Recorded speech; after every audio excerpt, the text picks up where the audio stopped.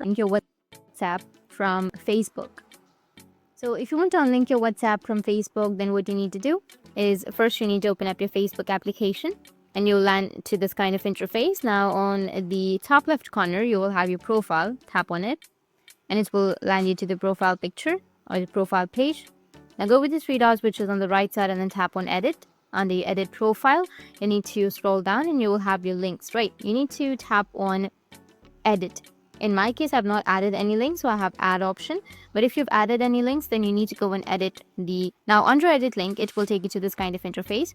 Now, if you want to remove the WhatsApp link, or if you want to unlink your WhatsApp from your Facebook, then if you've added your WhatsApp, then you will have a remove option right here.